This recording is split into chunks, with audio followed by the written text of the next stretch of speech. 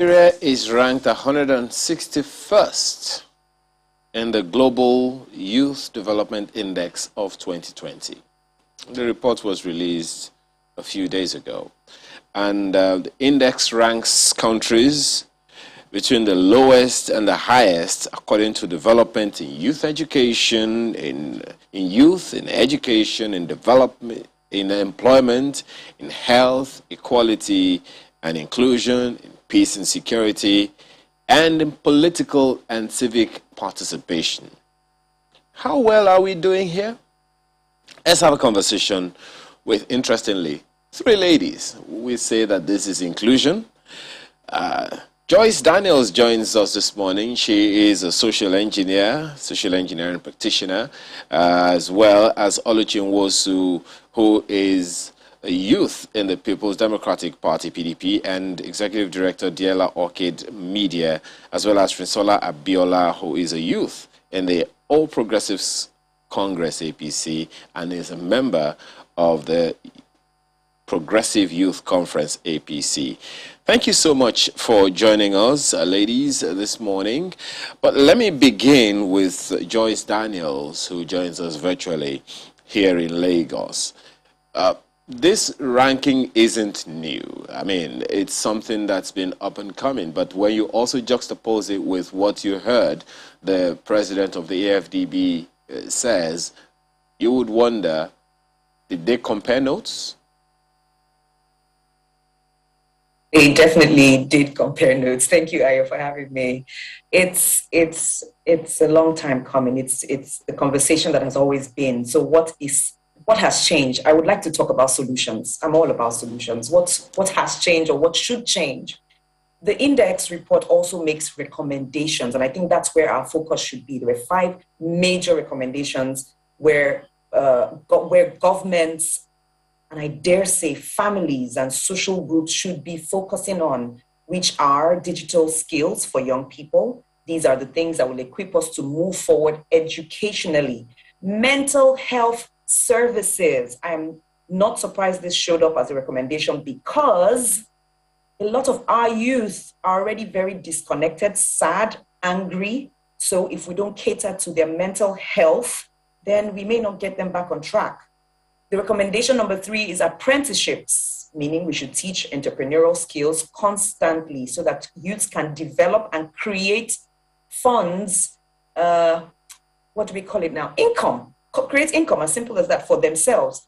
And I was surprised about the road safety, but then again, it's no shock because there are a lot of accidents on Nigerian roads all the time and many youths are affected, but because they're not plane crashes, we don't make too much noise about them. That's just me saying. And finally, of course, is youth participation in decision-making, which includes politics and civics.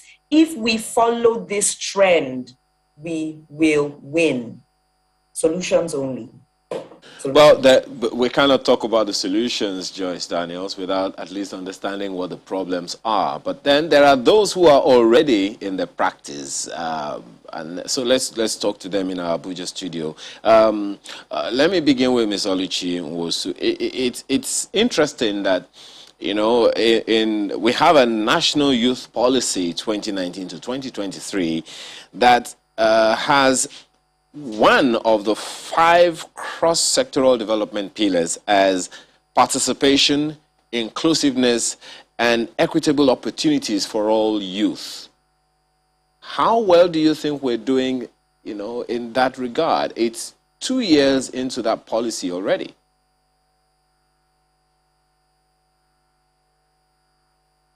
Thank you very much. Let me start by saying that we cannot be thinking about addressing some of these issues when, as youths in Nigeria, our lives are in danger.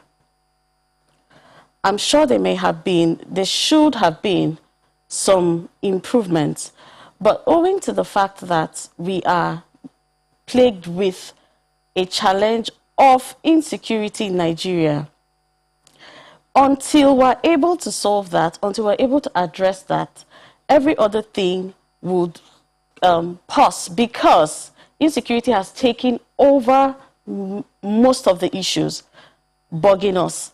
To start with, when it comes to the issue of inclusion in the political space, the youths have been used as nothing but stepping stones for people to, get up there. The person who joined us earlier on said something about solutions. But if we're profiling solutions, we ought to bring out the problems on ground. What are the problems facing the Nigerian youth in the political space? One of the biggest challenge that Nigerian youths face is what? They don't open up the spaces for people to come in. And even when people come in to the space, they don't seem to allow them to be part of critical decision-making, decisions that would affect them as human beings. They are practically shut out of it. So there's the weapon. I always say this. There's a weaponization of illiteracy, political illiteracy, meaning they don't want the youths to know this, and then they don't, because they know that when you know these things, you'll be able to do exploits. Now, before we get to that point, as youths in Nigeria, how many people can comfortably come out and say political participation right now is their problem? The problem we have is trying to stay alive. All across the country, if you have to look at activities that have taken place in different parts of the country, in the East you have young people crying out against police and military brutality. In the Middle Belt, they are crying out against bloodbath and what they now call ethnic cleansing. In the North, schools have been shut down because of the activities of bandits in this area. Most of the people that have been abducted are youths, are students. So how do you want to begin to talk about, how do you intend convincing a Nigerian youth who is struggling to just stay alive and survive to begin to struggle to get into the political space? We need to address this issue of insecurity, first of all, before we can get to other things, because this particular issue has overtaken other things. Well said. Anyone would want to, who is listening will say now. But let me ask Risola Abiola, who is a youth in the APC and a member of the Progressive Youth Conference in the APC. All the issues that you have heard so far, I'm wondering how the youths in the ruling APC are onboarding these conversations, this information that is making the rounds all over the place. How are you taking it on board, the youths in particular? Okay, so recently in June, we held a conference essentially to aggregate the voices of young people and put the concerns of young Nigerians before the leaders of our party, as the governing party in the country at the moment. And following that, we've also stepped up activities under the leadership of our interim national youth leader, Barrister Ismail Ahmed, to ensure that we engage our leaders, not just at the federal level, but regional and state levels, to ensure that youth voices are being heard. And when we talk about aggregating youth voices, it's not just about young people who are within the APC or young people who are politically active. We're talking about young people across the country generally, because we also recognize that there is something that needs to be done regarding youth inclusion, regarding youth empowerment, regarding youth restiveness, regarding youth development generally. And we've been playing that active role of advising our leaders and putting, key policy ideas, actionable ideas together, and even even making recommendations regarding, say, for instance, the ongoing party leadership election process. And that's because we believe that a holistic approach needs to be taken to correcting the challenge with youth development in the country at the moment. Yes, we have a challenge with insecurity, it's obvious. But at the same time, I believe politics determines everything. So I wouldn't say that it is entirely correct to say that because insecurity is a challenge, political participation should not be a priority for young people, or young people shouldn't view it as such at the moment. Politics determines everything from the price of rice to the price of gari to how things are done, to how funds are allocated in our budgets. And that's one thing that I really, really want young people to understand. And that's one thing that we are also really taking up within the party, as young people within the party, engaging to ensure that beyond just being members of the party, beyond just canvassing for the party, young people also occupy positions of leadership. And then we talk about issues like youth empowerment. Economic empowerment is key, even in politics. And I say this as somebody who has been very politically active for a while. And we've had a number of initiatives by this administration, by this party, targeted at enhancing economic empowerment opportunities for young people. Take the Nigerian Youth Investment Fund, for instance. I think the first tranche has been paid out. There are still other tranches that will be paid subsequently. We've had the Empower. I think that's about the largest economic empowerment program targeted at young people that we've had so far in the history of our democracy. We've had a couple of other initiatives targeted at enhancing young people's earning capabilities, supporting them with skill acquisition. A couple of our governors are also doing the same thing at state level. You know, there's a lot of effort that's been made, but this is a very large country. And beyond just looking at the federal government, we also need to put a lot of pressure on our leaders at state level to ensure that whatever ideas are being pushed, for instance, at the federal level, are also being replicated at the state level. Take the ease of doing business, for instance. If the federal government is pushing ease of doing business and states are not very committed to it, a lot of the businesses will be domiciled in states, and that's where job creation happens. So if our states are not committed to creating a conducive business environment, there really is only so much that the federal government can do. So I believe the honor still lies on us as young people to ensure that we hold our leaders to account. The INEC voter registration process is on at the moment. We'll be choosing us a new set of leaders come 2023, God willing. There's a lot of work that needs to be done between now and then to ensure that those we actually elect to represent us, to protect our interests, to handle administration in our states, are people who actually do have youth interests at heart. So everything that we do is tied to politics. All the decisions that are made are tied to politics. Everything that happens in a country, in administration, with governance, is tied to politics. So young people cannot afford to not view politics as a priority, because it pretty much determines everything else. But when you take into consideration the fact that this report, the report that initiated this that provoked this conversation that we are having, is the Global Youth Development Index, and Nigeria hasn't scored very, very fairly in that, and it's a report from 2020. You know what happened in 2020, especially in October 2020, and the aftermath of that one. Before October 2020 and after October 2020, you know the way youths have been feeling.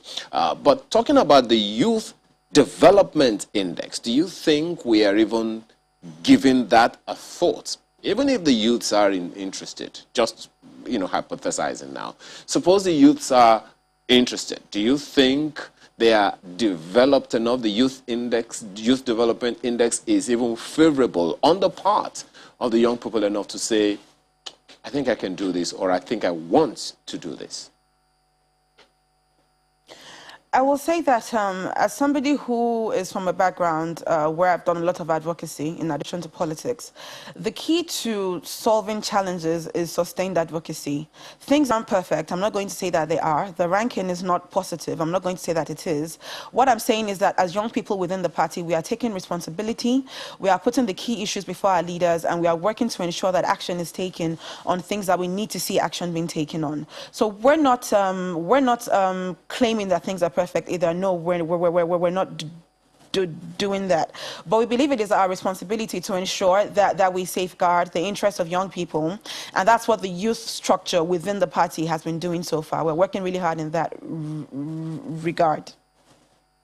Well, Joyce Daniels, you've listened to two young ladies who are already in politics, in members of political parties, and there are many others who are there who are not with us right now, and that's the voting population with the largest catchment in the country, and the next political cycle is just around the corner. Politics determines everything. Many people believe that, and of course you also heard Mr. Abiola say the same thing. How do you think we should encourage the young people? Or maybe before we get to that, what systems or mechanisms of government, whether at the federal level or at the state level, do you think is lacking and should be encouraged to strengthen the development initiatives that will help us, make the youths better? Systems that are lacking that should be improved. Number one would be national orientation. We can't do what we don't know. So we need orientation ongoing, constantly, without gap, without fail, national orientation. What should the youths know? Where should the youths go? Information. So of course, that very closely leads to education. Our education system that needs to be revamped to be more upskilled, to be more skill-based than just theoretical, and with more civics and soft skills, emotional intelligence, social intelligence, so that decision-making by youths are better. These are areas that are lacking and can be strengthened by government, seeing that government is still majorly responsible for education and national orientation. If these two are strengthened with concerted effort, we would see better awareness, which will create interest. There's so many challenges at the same time. We should fix all of them at the same time. I don't think one will wait for the other. We would strengthen these. They would be very helpful. National orientation. The challenge, is that while the issues of today are quite strong, the future beckons as well. And I also know that in the Constitution, there is a constitutional requirement that says national integration is something that government has to do. It is in the Constitution, the 1999 Constitution, and that part has not been removed since all of the amendments have been happening. And clearly it would seem like maybe government is doing something about that, maybe government is not. It's not, it doesn't seem like much is happening in that regard. Yet youths are always active in the political cycles every time we have had it. Do you think they are well placed in the areas where they can make significant impact? No, they are not well placed yet. So it speaks to a lack of goodwill, in my opinion, a lack of goodwill on the part of the decision makers who we call government. It is obvious. Somebody has called it being weaponized, or being, maybe you can even call it oversight just for sake of conversation. But it is clear that no effort or minimal effort has been made. Now, just because we're talking about government, can I also talk about the fact that individual growth, individual decision to grow, individual decision to be involved is a key to solving the problems? So if government isn't going to do it for us, perhaps we should start educating ourselves. That's why we have private schools and private everything else. We already provide our own power and our own technology. So we might as well provide our own orientation in order to get the right education and fit ourselves in somehow. Nobody's saying it's going to be easy, it just needs to be done. Mr. Wosu, you spoke to a number of issues earlier, and could you share what your own experience has been being a part of a political party, a leading political party at that? Please, I didn't get the question. Please, can you? I said, I'm asking if you're willing to share what some of your own experiences have been as a member of a leading political party in Nigeria. Well, it's been quite eventful. At the same time, it's been really scary. I started off by talking about the issue of insecurity. Now, in the political space, as a woman, a young woman in politics, one of the things that I and many other people are faced with is the issue of gender-based violence. And we see that play out a lot. Being a member of the opposition party, we've seen quite a lot happen during the elections. I can mention just a few. We've seen how a woman, Natasha Akpoti, was treated. We saw how other people were treated. And a woman leader in my party, a mother, a leader, was burnt alive in 2019. These are part of the things that scare young women from getting into the space. These are part of the things that discourages. How do you look at a young woman tomorrow or even today and tell her, oh, it's okay to join, you can participate, when she has seen that something as bad as murdering somebody in that manner happened and nothing has been done yet? No word has been heard, not from the presidency, not from the ruling party, not from the governor of the state, which is Kogi State. Nothing has been heard. They haven't even paid attention to the family, all the agitations, all the demands from that family. Late Mrs. Salome Abu, her family has not been listened to till now. So for me, as a young woman in the opposition, it's really, I will not lie, it is discouraging. We just keep trying to push, and then until these things can be solved, until you can tell us that if someone raises a hand to slap a woman in the political space, there are serious penalties for it. Only then will you begin to draw the attention of young women to participate. So yes, it's been an eventful journey, but it's been scary too. And I'm pretty sure that that's not the, touching as that is, Ms. Nwosu, I'm pretty sure that's not the only thing that would scare anyone. One of the issues a number of people have also mentioned is the spending power. For instance, I mean, just recently, you are not unaware that the Electoral Act has been amended, and the proposition is that the campaign funding, the politicking funding has been increased significantly. I'm wondering, do you think that is a concern that may discourage young people from coming into politics? Well, I think many young people would see that as a challenge. Okay. So as a result of that, if it's going to be a challenge, is that saying that youth will not be willing to come into politics? The truth is, the youth need to be supported. You need to support them. You need to give them the platform. You need to allow their voices to be heard. Politics, before a youth can participate, what's participation? What people see as participation is actually just tokenism. The point where they bring you to a point where they just let you make little inputs from afar, then get little things as compensation. I am speaking because the youths have made clear demands. They are asking for specific things at the moment. We want to be part of critical decision making. We've been there in the party, we have served, and this is not just about my party. I'm not talking because of my party.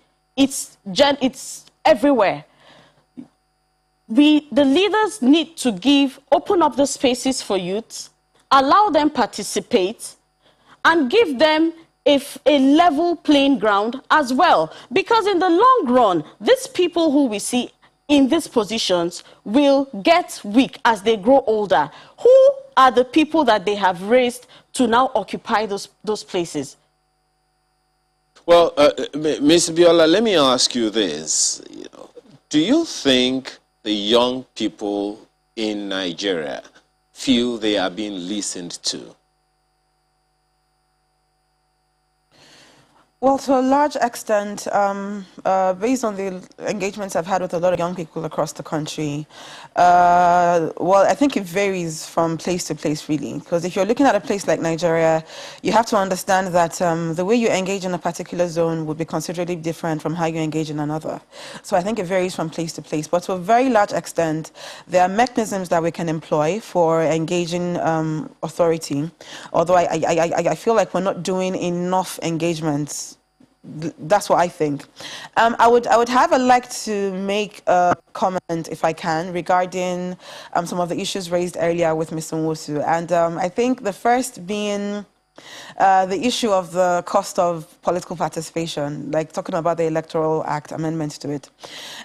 It's very important that we realize something. Politics is expensive the world over.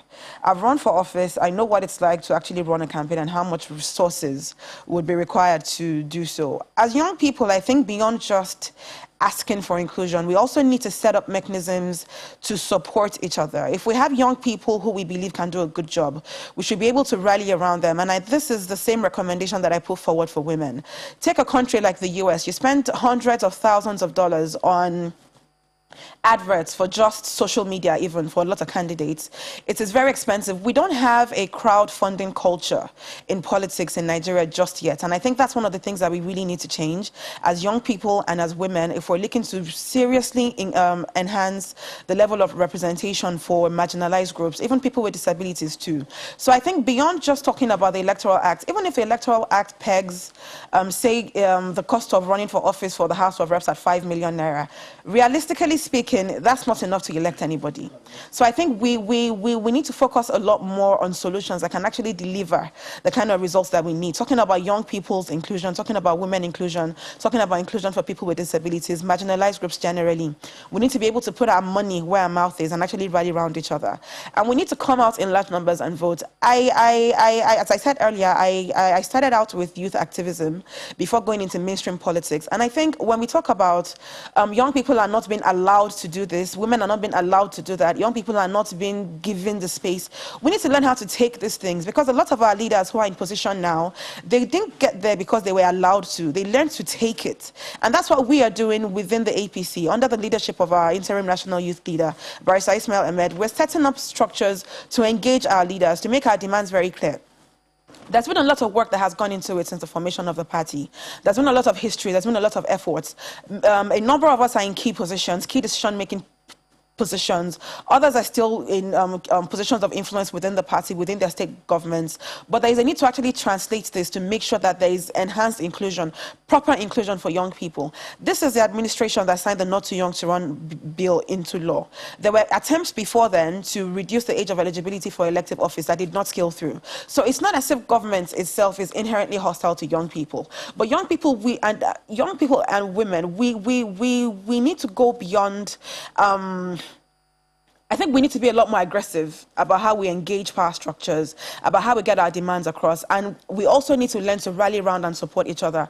There are a lot of women candidates who came out at this last local government elections. Lots of them very brilliant across the states, Lagos and Ogun. Very brilliant, very well-learned, very skilled, very passionate about development. That you have raised but they did not so get far. the kind of votes that they needed to scale through, except those who perhaps... Yes, my apologies. We're running out of time now. It's okay. But let me ask you, Joyce Daniels, in this engagement, we haven't even gotten to the point of youth employment and so many other issues that revolve around that one. Definitely, it's an ongoing conversation. But in closing, what would you be saying to the young people watching right now? Do for yourself. That's what I say to everyone, young people, women, everyone. Work for yourself. Ensure that you grow. Ensure that you fulfill your purpose on earth. If we see that there's a lack in leadership, there is a lag in leadership, that we need improvement, then let us get involved. What will it profit a youth to gain comfort and lose your soul? So if you need to be inconvenienced, go join a political party. Yes, I always say that it's late when we're voting on election day. Get involved in the political party so that you can even decide who the representatives will be, who will vote for on election day. So get involved. Go through the pain of education. Education is painful. We spend how many years in university? We pay so much money. Get involved in improving your life. Get involved in improving the country. Don't wait for anybody. We can blame government, blame parents, blame the future, blame the past, but we can also be responsible for the change that we seek and that we deserve. I wish they would be able to listen to you right now and give you their own responses, but we are out of time. So, Ms. Nwosu, what would be your parting shot in this matter? Well, I want to say the youth of a nation, the youth in a nation is the strength of that nation. If you fail to protect the youth, if you fail to keep the youth, if you force the youth to run out of the country like we see with the records of brain drain these days, that nation is headed for doom. That's what I have to say. Protect the youth, keep your youth, empower the youth. Empowering the youth is not giving us money, it's not buying us cars, it's not giving us keke. Empowering the youth starts with little things like our human rights, giving us a conducive environment to live, to flourish, and to function. Thank you. Well, we have to thank you very much, ladies, for participating in this conversation this morning, and hope that the needful is being done in the minds of those who will action some of the issues that you have raised. Oluchi Nwosu is a youth in the People's Democratic Party, PDP, as well as Executive Director, DLR Orchid Media, along with Risola Abiola, who is a youth in the APC and member Progressive Youth Conference of the APC. Both of them joined us from our studio in Abuja, as well as Joyce Daniels, who is a social engineer, joined us virtually. Thank you very much, ladies, for your time and your thoughts this morning.